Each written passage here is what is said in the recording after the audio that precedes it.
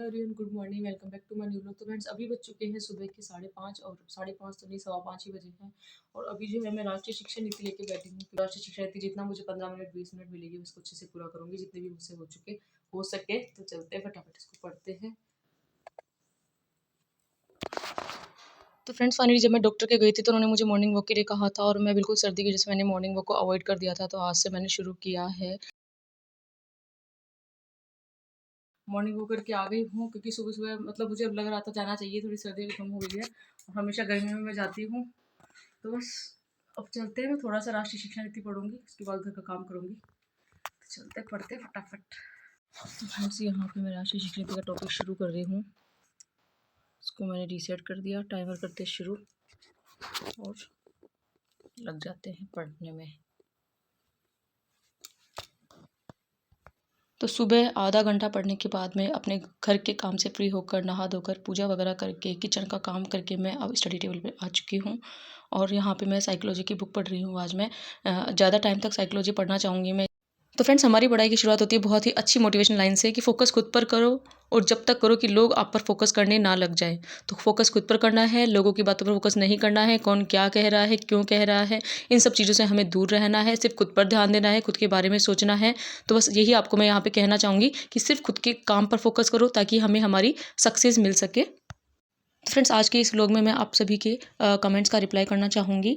तो मेरे पास एक कमेंट आई है कि दी मेरे को हिंदी और संस्कृत नहीं आती समझ में, तो क्या करूँ बताओ ना। तो आपको मैं कहना चाहूँगी कि 9 to 12 की जो बुक होती है हिंदी की, हिंदी व्याकरण रचना प्रबोध करके है, तो वो वाली बुक आप पढ़िए। बिल्कुल बेसिक है, हम बचपन से व्याकरण पढ़ते आए हैं, इतनी भी टफ नहीं होती है हिंदी जितना आप समझ रहे हो। हिंदी को आप अच्छे से करोगे तो हिंदी की जो व्याकरण है या हिंदी की जो ग्रामर है वो सेम टू सेम संस्कृत जैसी है। और संस्कृत यदि आपको समझ में नहीं आ रही है तो आप जो राम कुमार सर है, राम कुमार सरस्वती ऐसे करके उनकी बुक है, उन सर की, तो आप वो वाली बुक पढ़ सकते हैं या उन सर की यूट्यूब पे क्लास ले सकते हैं। कुछ भी मुश्किल नहीं है, एक बार आप बिल्कुल हिंदी और संस्कृत पे थोड़ा सा ध्यान देने की आपको ज़रूरत है, आराम से क्लियर हो जाएगा, डोंट वरी। तो फ्रेंड्स एक मेरे पास कमेंट आया था जय माँ करनी स्टेटस ऐसे करके कि मैं लास्ट टाइम आपका वीडियो देखती थी, मेरा 3rd ग्रेड में सिलेक्शन हो गया था, थैंक फॉर योर मोटिवेशन। और मेरा भी मैंने भी सेल्फ ही किया है। तो I am a housewife with 2 kids, thank you दी अगेन फॉर योर मोटिवेशन। तो बहुत ही अच्छा लगता है सुनकर कि किसी की भी वजह से या किसी के ब्लॉग देखकर किसी का सिलेक्शन भी हो सकता है। बहुत अच्छा फील होता है मुझे, ये बात सुन के मुझे बहुत अच्छा लगा। एंड आपको मैं कॉन्ग्रेचुलेशंस कहना चाहूँगी कि आपका सिलेक्शन हो गया है और आप अपनी लाइफ में बिल्कुल सेटल हो चुके हो। एक कमेंट आई है मुकेश जी की, क्या हुआ जीजा आपको? बस मैं आपको कहना चाहूँगी कि थोड़ी तबीयत मेरी ख़राब चल रही है। आपको मैंने ब्लॉग में देखा था, दवाइयाँ वगैरह भी दिखाई थी, डॉक्टर की भी गई थी, तो बस वही है।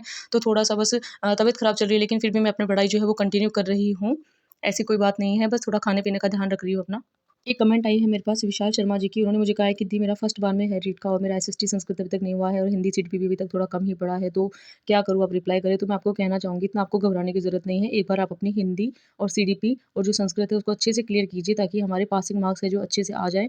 और उसके बाद में जो है मतलब मैं एसएसटी आप साथ पढ़ते रहे डेली में, हमेशा हर ब्लॉग में आपको कहती हूँ, एसएसटी से घबराने की ज़रूरत नहीं है। उसको डिवाइड में पार्ट कर लो आप, जैसे 10-12 यूनिट जितनी भी होती है, तो हर एक दिन में आप बिल्कुल टारगेट बना लो कि हमें 2 यूनिट तो कंप्लीट करनी ही है। इस तरह से आप हिंदी और संस्कृत सीडीपी में भी यूनिट को डिवाइड करके पढ़ सकते हैं। जब थोड़ा लेंथी सिलेबस होता है तो हम उसको पार्ट में डिवाइड करके पढ़ सकते हैं, आसानी से हो जाएगा, घबराने की ज़रूरत नहीं है। फर्स्ट टाइम में ही मैंने भी जब फर्स्ट टाइम दिया था तो मेरा क्लियर हो गया था। मैं भी बहुत ज़्यादा घबराहट मुझे होती थी, लेकिन बस मैंने जो थी अपनी पढ़ाई कंटिन्यू रखी थी और एग्ज़ाम के लास्ट टाइम में मैंने बिल्कुल भी मैं घबराई नहीं, बस खुद पर मैंने विश्वास रखा, अपना जो मैटर है उस पे मैंने विश्वास रखा, तो हो जाएगा, इतनी टेंशन की इसमें बात नहीं है। तो आप अच्छे से सीडीपी हिंदी संस्कृत को अच्छे से कीजिए और एसएसटी को डेली पढ़ते रहिए। मेरे पास में कमेंट आई है आशा सैनी जी की। उन्होंने मुझे कहा है कि मैम सॉरी बट आप सीरियस होकर पढ़ाई करते हो तो आप वीडियो बनाना, एडिट करना ये सब टाइम कैसे मैनेज करते हो?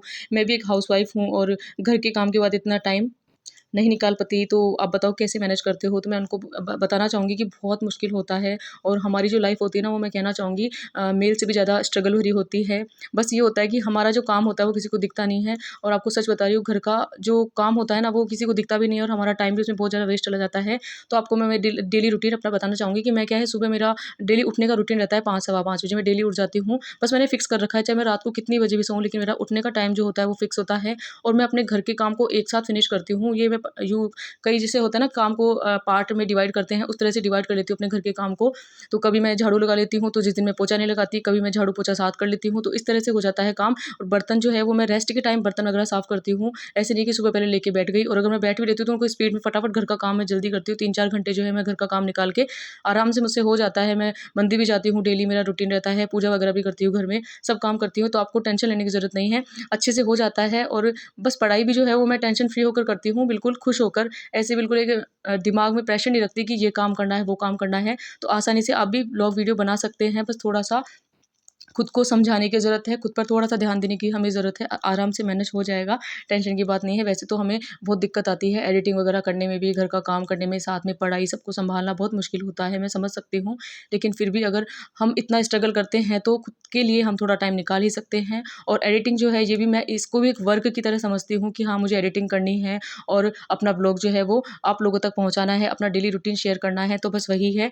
तो इन सब चीज़ों से घबराने की ज़रूरत नहीं है, आराम से हो जाएगा। आप भी आराम से ब्लॉग वीडियो बना सकते हैं। तो फ्रेंड्स, बस मैं ये कहना चाहूँगी कि मुश्किल कुछ भी नहीं है, हमें हर काम को आसान समझना है, और जब हम आसान समझते हैं ना, हर काम हो जाता है। अब आप खुद बताओ, मैं भी है ना घर का काम करके सबसे पहले एडिटिंग करती हूँ, उसके बाद पढ़ने बैठती हूँ।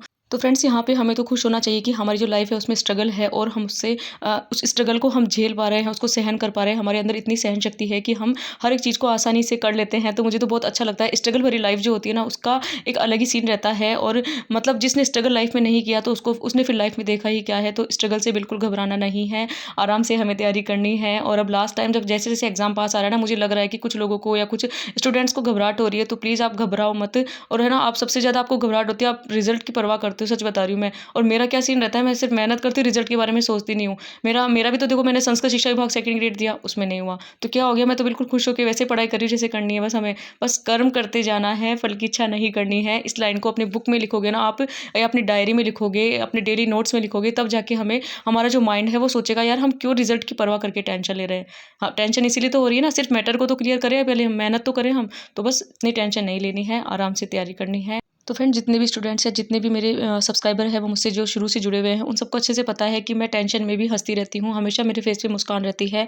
आपने भी हमेशा देखा होगा, हँसती रहती हूँ हमेशा, मैं बीमारी में भी हँसती रहती हूँ। तो बस मैं खुश रहना चाहती हूँ, और खुश होकर पढ़ने से ही हमें हमारा जो माइंड है वो बिल्कुल अच्छे से वर्क करता है। तो बस बिल्कुल घबराना नहीं है, और अच्छे से हमें हमारी तैयारी करनी है, और बस एक मुस्कुराहट के साथ में हमें हमारे दिन की शुरुआत करनी है। हर दिन को हमें चैलेंज के रूप में स्वीकार करना है। जो यूनिट कंप्लीट नहीं है उसका टारगेट बनाना है कि इसे आज शाम तक तो मैं कंप्लीट करके ही रहूँगा। इस तरह से डेली टारगेट बनाकर हम हमारे टारगेट को कंप्लीट कर सकते हैं, और हमारा जो सिलेबस है उसको कंप्लीट कर सकते हैं। और फ्रेंड्स, मैं जो जब पढ़ाई करती हूँ तो मेरा जो ब्रेक होता है ना, जो हमारा ब्रेक टाइम होता है, बहुत कम टाइम होता है। मैं ज़्यादा टाइम का ब्रेक नहीं लेती हूँ। मेरे मुश्किल से 5 या 10 मिनट का ब्रेक लेती हूँ, फिर से पढ़ने लग जाती हूँ मैं।